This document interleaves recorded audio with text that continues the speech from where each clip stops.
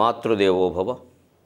నెమ్మది నేలపై బడియో నేత్రయుగమును విప్పినంత మా అమ్మయే, ఆర్ద్రభావమెదనంటగా వాతెరజేర్చి బిల్వ మా అమ్మయే, తెలుగు పుస్తకము నాతురతన్ పుటద్రిప్ప అందు మా అమ్మయే, ఈ ప్రపంచమది అంతయు అమ్మయటంచు దోచెడిన్, ఈ ప్రపంచమది అంతయు మా అమ్మయటంచు దోచెడిన్. తెలుగు వన్ టీవీ ప్రేక్షక మహాశయులందరికీ సాహిత్యంలో హాస్యం అనే కార్యక్రమంలో 108వ భాగానికి, అష్టోత్తర శత భాగానికి స్వాగతం పలుకుతున్నాం. లోకంలో ఎంత సంతోషపడదామని చూసినా సంతోషపడని వ్యక్తులు 5 ఉన్నారు. అంటే వాళ్ళు ఏదో తక్కువ వాళ్ళనో తప్పుడు మనుషులనో కాదర్థం. స్వభావాలు పరిస్థితుల వల్ల అలా తయారవుతాయి. సహజంగా కొన్ని ఉంటాయి ప్రకృతిలో ఉండే పదార్థాలు. కవిత్వం ఎప్పుడు ఎలా ఉంటుందంటే ప్రకృతిలో ఉండేటువంటి వస్తువులతో మనుషులను కూడా కలుపుతారు. అంటే ఇప్పుడు ఏదో పాఠశాలలో ఓ పద్ధతి ఉంటుంది, నోన్ టు అన్నోన్ అని. తెలియని దాన్ని మనం తెలుసుకోవాలంటే తెలిసిన దాని ద్వారా తెలుసుకోవాలి. ఓ సముద్రాన్ని చూస్తున్నాం, ఓ చెట్టును చూస్తున్నాం, పుట్టను చూస్తున్నాం, దాన్ని బట్టే మనుషుల తత్వాలు కూడా కొంత గ్రహించాలి. అందుకని వైద్యం కోసం ప్రయోగాలు చేసినట్టుగా కవులు ప్రకృతి వస్తువుల్ని, ప్రకృతి శక్తుల్ని పేర్కొని వాటి లక్షణాలను బట్టి మనుషుల లక్షణాలు చెప్పారు. మనుషుల్లో కూడా కొంతమంది ఇలా ఉంటారు, గ్రహించుకోండి. అందరూ ఉంటారని కాదు. అవి కూడా చెప్పడంలో కూడా ఈ 5 పేర్లు ఎంత అందంగా చెప్పారు అంటే 5 జాతో మొదలవుతాయి, జకారంతో మొదలవుతాయి. ఏదో ఇంగ్లీష్లో 5 V's 4 T's అన్నట్టుగా 5 జాలు. జామాత జఠరం జాయ జతవేద జలాశయాక జకారా పంచదుర్లభాక అపూర్యా పూర్యమాణాస్తే జకారా పంచదుర్లభాక. జామాత జఠరం జాయ జతవేద జలాశయాక అపూర్యా పూర్యమాణాస్తే జకారా పంచదుర్లభాక. ఈ 5 మొదటివాడు జామాత. జామాత అంటే అల్లుడు. ఇప్పుడు అల్లుడు చాలా నయమండి. వీళ్ళు ఆడవాళ్ళు కూడా పురుషులతో సమానంగా ఉద్యోగాలు, చదువులు, హక్కులు అన్నీ వచ్చిన తర్వాత పురుషుడు కూడా కొంత గ్రహిస్తున్నారు. మనమే వాళ్ళ నుంచి కట్నం తీసుకోవడం తప్పు, ఎందుకు అసలు నీకు ఎందుకు ఇవ్వాలని వాళ్ళే అడుగుతున్నారు. ఇదివరకు కనీసం మా చిన్నతనాల్లో పెళ్లి చూపుల్లో వంట వచ్చినా పాట పాడడం వచ్చినా అనేవారు. ఇప్పుడు ఆడపిల్లలే మగాడిని కెన్ యూ కుక్ అని అడుగుతున్నారు. ఇక తర్వాత ఆవిడ కుక్కదు అనే విషయం అర్థమైంది. ఇంక మన వాళ్ళు కూడా ఏం మొహమాట పడకుండా I don't know, I try to know అనేదో వాళ్ళు ఇంగ్లీష్లో వాళ్ళు ఏడుస్తున్నారు. ఇక బతుకంతా ఏడిపోయి వండుకుంటూ కూర్చోవడమే. అర్థమైపోయింది విషయం. మా అప్పుడు ధైర్యంగా నీకు వంట వచ్చినా పాట వచ్చినా ఇవన్నీ రాకపోతే కాపురం దీనికి, కట్టుకున్నాక కాచిపోయాక తప్పుతుందా సామెతలు వచ్చాయి. కాచిపోయడం అంటే వండడమే కదా. కట్టుకున్నాక కాచిపోయాక తప్పుతుందా, వంట రాకుండా కాపురం ఎలాగ, అలా ఉండేది. ఇప్పుడు అదేం లేదు. వీళ్ళే ఇది అన్నీ మొదలయ్యాలి. భర్తను ఏమండి అనాలి. ఇవన్నీ ఇప్పుడు హాయిగా మీకు సెల్ ఫోన్ మెసేజ్లు చూస్తే అర్థమవుతుంది. ఎరా అంటే శుభ్రంగా మొగుడిని హాయిగా, లవర్ని అయితే చెప్పక్కల, ఇంకా బండిరా కూడా ఉంటుంది అందులో. అందుకే అది వారు కూడా ఆనందంగా తీసుకున్నారు. కానీ మనకు అభ్యంతరం ఏముంది, మనం దాటిపోయినాం కాబట్టి గొడవలేదు. ఆ వ్యవస్థ నుంచి మనం దాటిపోయాను, మా తరం అయిపోయింది, మాకేం ఇబ్బంది లేదు. ఇందులో ఒక గొప్ప విషయం ఏమిటంటే అల్లుళ్ళ మనస్తత్వం చాలా మారింది. ఇప్పుడు ఇదివరకులా లేరు. కానీ ఇదివరకు చాలా యాతన పెట్టించేవాళ్ళు. అందులో అనుమానం లేదు. సంక్రాంతికి రావడం స్కూటరు, దీపావళికి రావడం కారు, మళ్ళీ సంక్రాంతికి వస్తే మళ్ళీ ఇంకేదో ఇల్లు కొనుక్కుంటున్నానండి బ్యాంకులో నుండి, ఆ లోన్ మీరు కట్టండి, ఇంట్లో నేను ఉంటా, సామె చెప్పినట్టుగా ఉంటుంది వ్యవహారం. చస్తాడు ఆ మావగారు.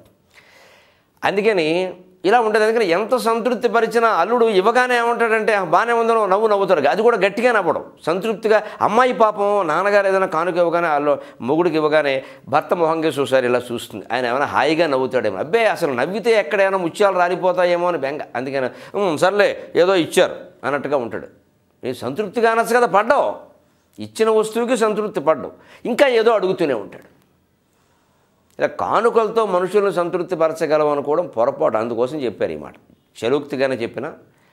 అంచేత అల్లుడు ఎప్పటికీ సంతృప్తి పడక, సంతృప్తి కోసం చూడక ఏమి ఇవ్వగలవో అది ఇచ్చేసి. మా నాన్నగారు అయితే చాలా మొహమాట లేకుండా చెప్పేవారు. మా ఇంటి 2 అల్లుళ్ళకి, మా బావలు 2 కూడా, అబ్బాయి నేను పండగలకి పిలవరు, మీరు ఎప్పుడు వస్తే అప్పుడే పండగ అనేవారు. వాళ్ళు వచ్చేవారు కదా, అది వేరే విషయం. మీరు ఎప్పుడు వస్తే అప్పుడే పండగయా, ఆ మాట ఎంత గొప్పది. అందుకే ఏదో రండి, నాకు తోచింది ఏదో నేను ఇస్తా, అందుకని దానికి పిలవలేదు దీనికి పిలవలేదు అనొద్దు, నాకు వీలు కదని చెప్పేవారు. ఏం కాపురాలు చేయలేదా? మా అక్కలు బాగానే ఉన్నారు, ఒక్కొక్కడికి 7 కలిగారు సంతానం, ఏమి ఇబ్బంది లేదు. ఇదంతా మనం మొండితనమే ఆధారపడి ఉంటుందండి. మనం వంగడం మొదలు పెడితే ప్రతివాడు వంచుతాడు, మనం వంచడం మొదలు పెడితే వంగుతుంది లోకం. అంతే. నువ్వు వంచుతావా వంగుతావా తేల్చుకో అంతే. అందుకని వంగద్దును అని చెబుతోంది శాస్త్రం మనకి జామాత. రెండవది జఠరం, ఈ జఠరాగ్ని, ఈ ఎడం వైపు ఉంటుంది జఠరాగ్ని. దీనికి పొద్దున్నే ఏదో కాస్త మినపరొట్టి, అల్లం పచ్చడి, బెల్లం ముక్క, తేనె పానకం ఏదో బారేసాం, లేదా 4 ఇడ్లీ కారప్పొడి వేసాం. మళ్ళీ 12 అయ్యేసరికి ఏం వేస్తావు తీ, ఖాళీ అయిపోయింది. అప్పుడే ఎక్కడికి పోయిందో తెలియదు తినదంతా. మళ్ళీ శుభ్రంగా మామిడికాయ పప్పు, మెంతిపిండి, మిరపకాయలు, పనసపొట్టు కూర, మళ్ళీ ఏదో అరటికాయ వేపుడు, ఒక్క కూర ఏం తింటానులే అంటూ మళ్ళీ గోంగూర పచ్చడి, మళ్ళీ పక్కన కొబ్బరికాయ పచ్చడి, 4కి రాసుకోవాలిగా. ఇప్పుడు ఉన్నవన్నీ దేనికి రాశాడో తెలియదు. మళ్ళీ ఆ పైన ముక్కల పులుసు, మళ్ళీ గడ్డ పెరుగు, మళ్ళీ అందులో ఒక మామిడి పండు, ఇన్ని పెట్టాం. 1 గంట సేపు ప్రశాంతంగా ఉండదు. భక్తాయాసం అంటూ మళ్ళీ సాయంత్రం 3:30 అయ్యేసరికి టీ, అందులోకి మళ్ళీ పకోడీ, ఉల్లిపాయ అని మొదలు. మళ్ళీ కాస్త 2 గంటలు ప్రశాంతంగా ఉండి మళ్ళీ రాత్రి 7:30 అయ్యేసరికి ఏం వేసావు తీ, మళ్ళీ వేపుడు, పచ్చడి, చారు. రాత్రి లఘువుగా మళ్ళీ అన్నం తిన్నాక ఓ పళ్ళెం పనస్తోనలు, మళ్ళీ తర్వాత పడుకునే ముందు ఒక 6 మినపసునుండలు, ఇదంతా లఘువు. ఇలా మొత్తం ఈ జఠరాగ్నికి ఆలోచించుకోండి. సరదాగా ఒక పత్రికలో వచ్చిన వార్త చెబుతాను. 16 ఏళ్ళు పెరిగాడు అంటే ఒక అబ్బాయి 6 ఎకరాల పంట వాడు ఒక్కడే తిన్నాడట. లెక్క వేశారు. విదేశాల్లో వాళ్ళు ఇలాంటి లెక్కలు సరదాగా వేస్తారు. లండన్లో ఓ సంస్థ ఉంది, రోజుకో సర్వే చేస్తూ ఉంటారు వీళ్ళ దుంపదేగా. విచిత్రమైన సర్వేలన్నీ బయటింటి పత్రికల్లో వేస్తారు. 16 ఎకరాలు మనిషి పెరిగాడు అంటే ఆడదైనా మొగాడైనా సరే వాడు 6 ఎకరాల వరి పంట వాడు ఒక్కడే తిన్నాడు. ఈ లెక్కని మీ వయస్సును బట్టి ఎన్ని ఎకరాల పంట మింగేశారో లెక్కేసుకోండి. మనిషి ఇలాగే ఉన్నాం, పొట్ట ఇంతే, అందులో జఠరాగ్ని ఇంతే, ఆ లివర్ అంటారు కాలు, ఇది ఇంతే చచ్చింది. అది కానీ ఎంత మింగింది, ఎన్ని జీవులను చంపింది మాంసాహారం అయితే, కానీ శాంతించాల. అందుకని జామాత జఠరం.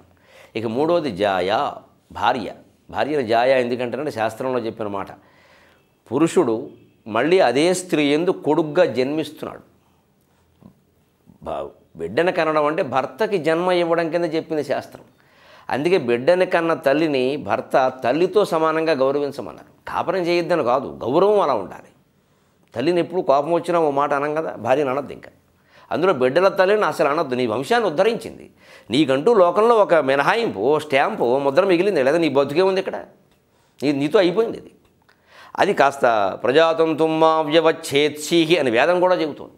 సంతానపు తంతువుని తెంచేయకండి దయచేసి అని. అంటే సృష్టి అభివృద్ధికి అది మూలం.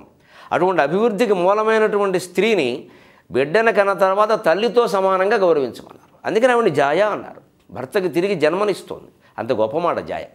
కానీ స్వభావమే కదా. సాధారణంగా ఇంట్లో ఉండేవారు స్త్రీలు, పురుషులు బయటికి వెళ్ళి సంపాదించేవారు. ఇప్పుడు బాబు ఇల్లు చాకిరి, గుడి చాకిరి అంత చేస్తారు, దాంట్లో ఏం లేదు. కానీ వాళ్ళకేవో ముచ్చట్లు, సరదాలు, కోరికలు ఉంటాయి. ఇవన్నీ పురుషులు తీర్చగలిగేవారు కాదు. తీర్చినప్పుడు మా ఆయన ఎంత మంచివాడు అని అన్నా, మన్నాడు ఏదైనా ఓ కోరిక తీర్చకపోతే ఈ మగాళ్ళు ఇంతే అని వెంటనే అంటారు వ్యాఖ్యానం. ఈ వ్యాఖ్యానాలు చూసి పుట్టింది ఈ మాట, భార్యను కూడా నువ్వు సంతృప్తి పరచలేవు. అంచేత నీ ప్రయత్నం నువ్వు చేయి, కోరికలు తీర్చొద్దని కాదు అక్కడ. కొనేవేవో కొను, అందించే అనుభూతులేవో అందించు, ఏమీ లోటు చేయక. కానీ వారు సంపూర్ణంగా సంతృప్తితో ఎప్పుడూ ఉండాలి అని అనుకోవడం, కాస్త కోపం రాగానే ఇంకా మనకి ఒత్తిడి, ఆందోళన వచ్చేయడం, ఎలా బతిమాలేద్దామా, ఇంత ప్రయత్నాలు అక్కర్లేదు. ఓ గంట సేపు ఊరుకుంటే వారే దగ్గరికి వస్తారు.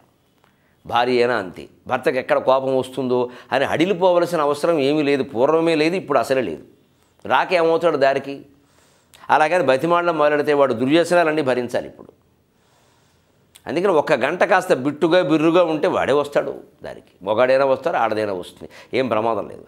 అందుకని నువ్వు సంతోషపడలేదని సంతృప్తి పరుద్దామని ప్రయత్నం చేయక, నీ ప్రయత్నం ఏదో నువ్వు చెయ్యి, నీ నీ నీ ధర్మం ఏదో నువ్వు చెయ్యి.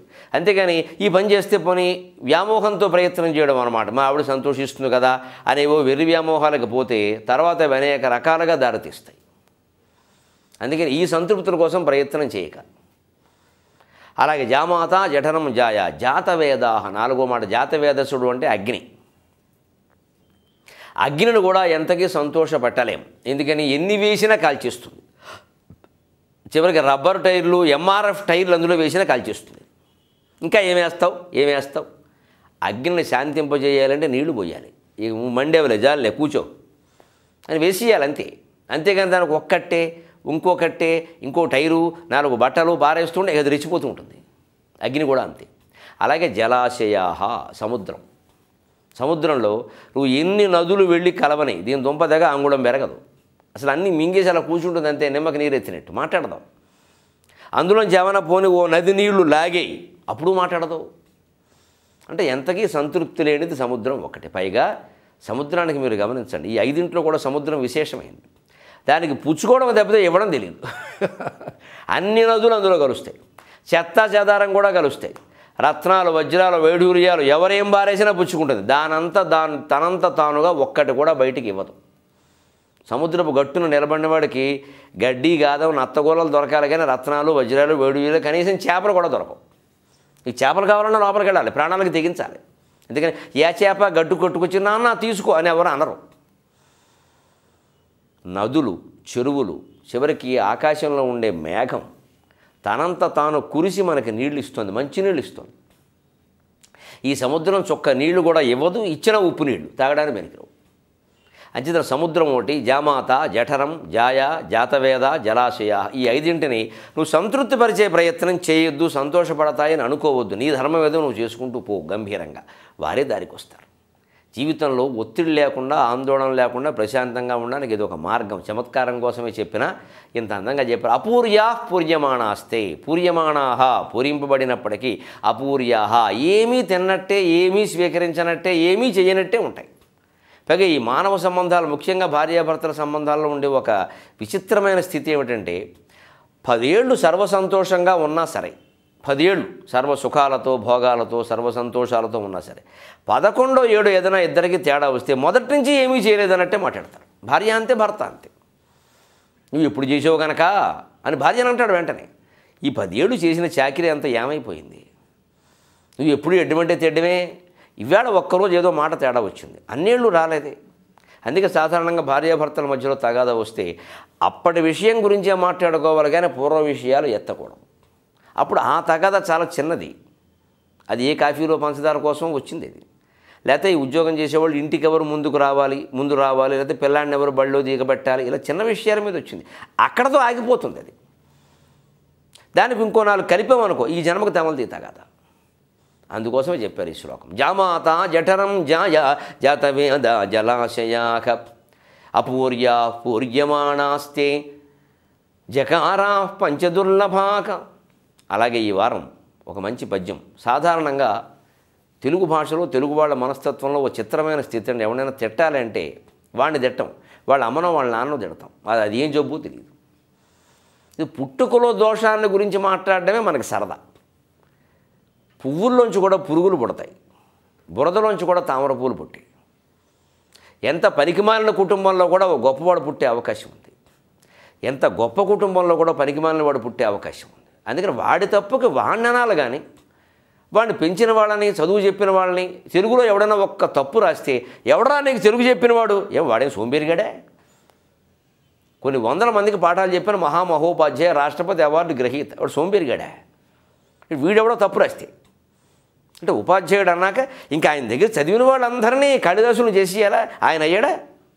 సాధ్యమేనాది?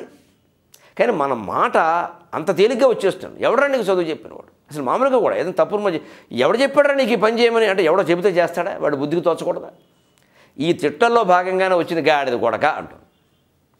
దాని మీద ఓ కవి ఎవరో తెలియదు కానీ చాటువులు అందమైన పద్యం రాశాడు. ఆడిన మాటలు తప్పిన గాడిద కొడుకంచు తిట్టగా విని అయ్యో వీడా నాకొక కొడుకొని గాడిద ఏడ్చెన్ గదన్న ఘన సంపన్న.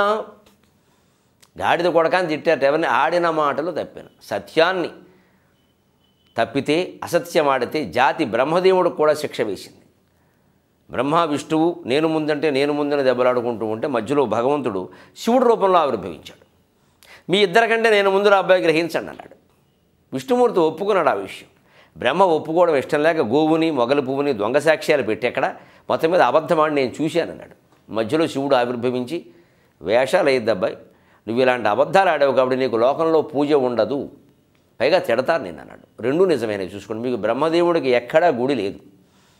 శివుడు గుడి, విష్ణువు గుడి, అమ్మవారి గుడి, అయ్యప్ప గుడి చూశాం, కానీ బ్రహ్మదేవుడి గుడి లేదు. ఎక్కడో 1-2 చోట్ల ఉంది అంటారు, అక్కడ పూజాధికారులు లేవు.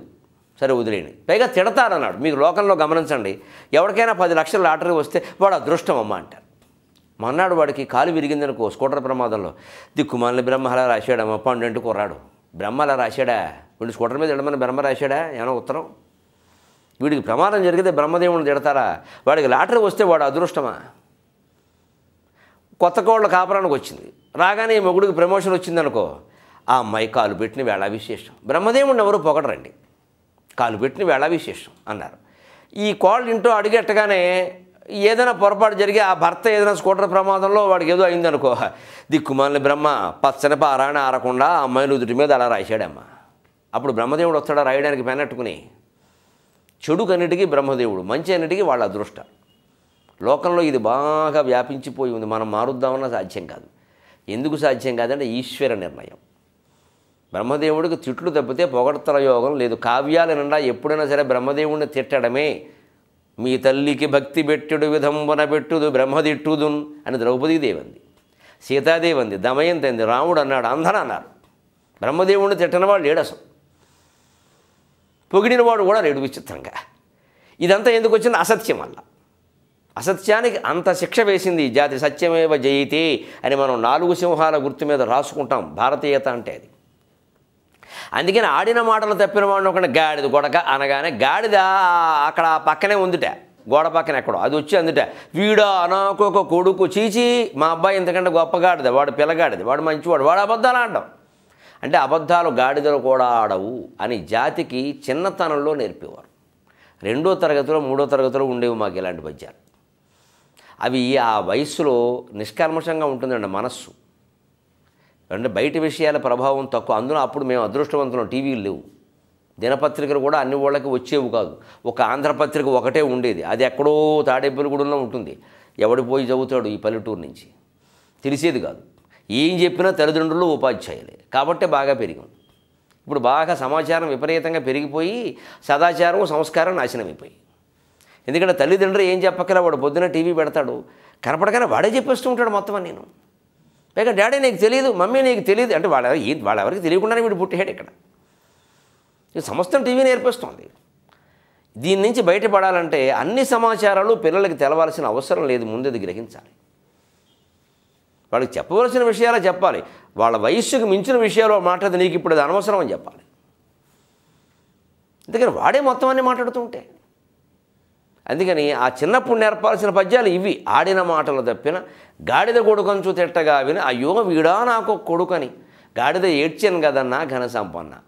అసత్యం మాట్లాడేవాడిని, అబద్ధాలు మాట్లాడేవాడిని కొడుకుగా అంగీకరించడానికి గాడిద కూడా ఒప్పుకోదు అనే మాట 3వ తరగతి చదివే అబ్బాయి మనస్సులో నాటుకుంటే వాడు అబద్ధం ఆడతాడా? కనీసం 90% మంది ఆడరు కదా, గ్రహింతుముగాక. ఇంకొక విషయం, జామాత జఠరం జాయా లాంటి మాటలు వచ్చాయి కదా, అల్లుడిని సంతృప్తి పరచలేమని ఈ భాగంలోనే వరవిక్రయంలో పెళ్ళిళ్ళ పేరయ్య అనే పాత్ర ద్వారా మహాకవి కాళ్ళకూరు నారాయణరావు గారు 16 రోజుల పండక్కి నిర్వచనం చెప్పారు. పెళ్ళయిందంటే కన్యాదాత అడుక్కుదన్నట్టే లెక్క. ఆయనకు 6 లక్షలు అప్పు అవ్వడం ఖాయం. అందుకే అరుంధతి కనపడింది, అరుంధతి కనపడలేదు, 6 లక్షలు అప్పు కనపడుతుంది అన్నట్టే. పెళ్లి కూతురు తండ్రికి అదే కనపడుతుంది. మరి ఆయన 16 రోజుల పండగకి నిర్వచనం చెప్పాడండి. ఏముంది ఈ రోజుల్లో 16 రోజుల పండగ? తొలినాడు అడావిడి, మలినాడు ఆయాసం, 3 మంగళాష్టకాలు, 4 సిగబట్ల గోత్రాలు, 5 అప్పగింతలు, 6 అంపకాలు, 7 వంట బ్రాహ్మలు తగు, 8 రుణదాత నోటీసు, 9 జవాబు, 10 దావా, 11 స్టేట్మెంటు, 12 డిగ్రీ, 13 తీర్పు, 14 టమటమా, 15 వేలం, 16 చెప్ప అన్నాడు ఆయన. ఇది 16 రోజుల పండగ. సరిగ్గా ఇలాగే జరిగేది పూర్వకాలం పెళ్ళిళ్ళలో వ్యవహారం. ఇప్పుడు కూడా విపరీతం ఖర్చు పెట్టడం వల్ల అలాగే జరుగుతుంది, పైకి చెప్పుకోవట్లేదు. కానీ తొలినాడు ఆడావిడి, పెళ్లివారు వస్తారు. 2వ రోజు ఆయాసం, పని చేయలేక యాతన పడిపోయి. 3 మంగళాష్టకాలు, అంటే పెళ్ళిలో మంగళాష్టకాలు ఉంటాయి. కుర్వంతువా అమ్మంగళం అంటే 3వ రోజు ఆ పెళ్లి చేస్తారు, అయిపోయింది.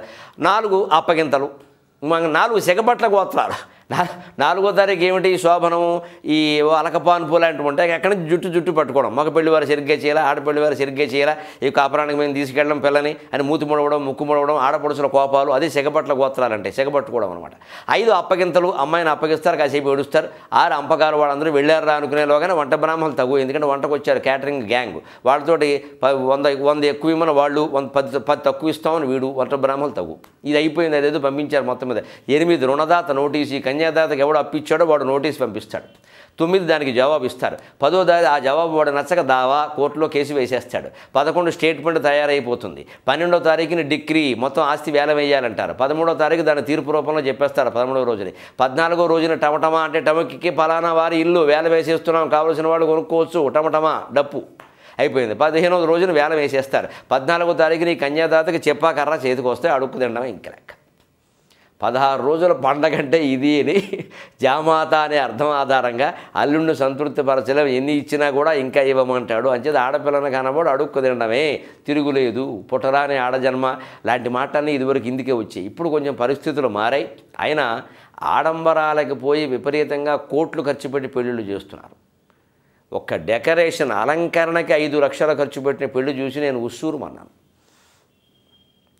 పెళ్ళిలో ఉపన్యాసం ఇచ్చినందుకు నాకు 5,000 ఇవ్వడానికి బాధపడిపోయారు. కానీ 5 లక్షలు ఖర్చు పెట్టారు అలంకరణకి, ఈ బల్బులు, ఇంకేవో కాగితాలు, ఇవన్నీ వాళ్ళకి అంత విలువ. ఇక భోజనాలు చెప్పక్కర్లేదు, ఇంకా ప్లేటులు లెక్కని, పళ్ళెం 200, పళ్ళెం 300. పైగా మన వాళ్ళు ఎదుటివాడు సొమ్ములు ఎల్లవారికి లోకువు కదా, వీడు కూర పళ్ళెంలో తింటాడు, మజ్జిగో పళ్ళెంలో తింటాడు, మళ్ళీ స్వీట్కి ఇంకో పళ్ళెంలో. వీడు సొమ్ము ఏం పోయింది, 3 రోజులు 600 వాడించుకుంటాడు కదా. వాళ్ళు క్యాటరింగ్ వాళ్ళు అందరూ బాగుపడుతున్నారండి, ఖర్చు పెట్టేవాళ్ళు తప్ప. ఇందుకోసం అక్రమంగా సంపాదిస్తున్నారు, గమనించండి. వారు సొమ్ము వారు ఖర్చు పెట్టుకున్నారని మాట్లాడద్దు. పిల్ల పెళ్ళికి నువ్వు 50 లక్షలు ఖర్చు పెట్టావంటే 1,00,00,000 రూపాయలు జీవితంలో ఎంత కష్టపడితే 1,00,00,000 వస్తుందండి. సక్రమంగా సంపాదిస్తారు అది. ఒకవేళ రావాలన్నా 30 ఏళ్ళు గడవాలి. నువ్వు 3 ఏళ్ళలోనే 1,00,00,000 సంపాదించావంటే, ఖర్చు పెట్టావంటే ఎంత ఉంది నీ దగ్గర? 5-6 కోట్లు ఉంటే కానీ 1,00,00,000 ఖర్చు పెట్టలేడు కదా. ఓ 50 కోట్లు ఉంటే ఖర్చు పెట్టగలడు. 50 కోట్లు నువ్వు ఎలా వచ్చాయి? ఎవడ బుర్ర బదల కొట్టకుండా, వ్యాపారంలో మోసాలు చేయకుండా, ఇన్కమ్ ట్యాక్స్ ఎగ్గొట్టకుండా, నిజాయితీగా మన హృదయం ఆలోచించకుండా, ఎప్పటికి కూడా ఆడపిల్ల తండ్రి కాదు మగపిల్లాడి తండ్రి కూడా అడుక్కు తింటున్నాడు ఇవాడు. ఇద్దరూ కలిసి ఆడంబరాల పేరు మీద వారి స్నేహితులకి వీరి స్నేహితులకి విందులు, వినోదాలు, పెళ్ళిళ్ళు, పేరెంటాలు, జలసాలు, మలసాలు అన్నీ చేసేసి ఇద్దరూ అమ్మేస్తున్నారు. అప్పుడు ఒకడే అమ్మేవాడు, ఇప్పుడు ఇద్దరు అమ్ముతున్నారు, అంతే తేడా. అంచేది ఈ విలాసాల జోలికి పోకుండా సంప్రదాయంలో ఉండేటువంటి సారాన్ని గ్రహించి వాళ్ళ అనురాగంతో ఆనందంగా కాపురం చేయడం ముఖ్యం. నిజానికి అలాగే ఇది నేను పిలిచి ఉపన్యాసం ఇచ్చినట్టు మంచి పండితుల్ని పిలిపించి వివాహం, దాని ప్రాధాన్యం, భార్యాభర్తల అవగాహన ఎలా ఉండాలనే దాని మీద చక్కగా మంచి కావ్యాల్లో, పద్యాలతో, శ్లోకాలతో ఉపన్యాసం ఇచ్చి 1 గంట సేపు ఆ పెళ్లివారందరూ కూర్చుని వింటే ఎన్ని సంసారాలు బాగుంటాయండి. నేను ఆశ్చర్యపోయి ఒక్క మాట చెప్పి ముగిస్తాను. 50 లక్షలు డెకరేషన్ కోసం ఖర్చు పెట్టిన పెళ్ళికి, నాకు 5,000 ఇవ్వడానికి ఇబ్బంది పడిన పెళ్ళికి నేను ఉపన్యాసం ఇచ్చాక చాలామంది వచ్చి ఏమన్నారు అంటే, సార్థకమైన వినియోగం ఇది ఒక్కటే అన్నాడు. మేము మొత్తం ఖర్చు పెట్టిన వాటిలో కలిసి వచ్చిన ఖర్చు ఏదైనా ఉంటే ఇది ఒక్కటేనండి, మిగిలినవన్నీ వేస్ట్ ఖర్చులు ఆయన అబ్బాయి తండ్రి అమ్మాయి తండ్రి ఇద్దరు అంగీకరించారు. అప్పుడు ఆనందంగానే ఇచ్చారు వాళ్ళు. మేము మొదట ఏదో అనుకున్నామండి, మీరు ఎక్కువ అడిగారేమో అని. ఇప్పుడు అది చాలా తక్కువ అండి, ఎందుకంటే మేము పొందిన ప్రయోజనం ఎక్కువ. అంచేత రకరకాల పెళ్ళిళ్ళు చేసుకునే వాళ్ళందరూ కూడా రకరకాల మనుషులు. ఎవరైనా 3-4 వేలు ఖర్చు పెడితే మహాపండితుడు వచ్చి ఉపన్యాసం ఇస్తాడు, అందరూ కూర్చుని వినాలి. ఏదో భోజనం చేస్తుంటే సరదాకి ఎంటర్టైన్మెంట్ అని పిలవదు. మేము ఎంటర్టైన్మెంట్ చేయడానికి మేమే సినిమాలో జోకర్లం కాదు, ఇక్కడ ఎంటర్టైన్మెంట్ చెయ్యం. మేము గంభీరంగా ఉపన్యాసం ఇస్తాం, కూర్చుని వినాల్సిందే అంతే. సత్యనారాయణ వ్రతాన్ని కూర్చున్నంత శ్రద్ధగా కూర్చోవలసిందే. 1 గంట సేపు ఆ మాటలు వింటే కళ్యాణం కమనీయంగా ఉంటుంది, జీవితం రమణీయంగా ఉంటుంది. సెలవు.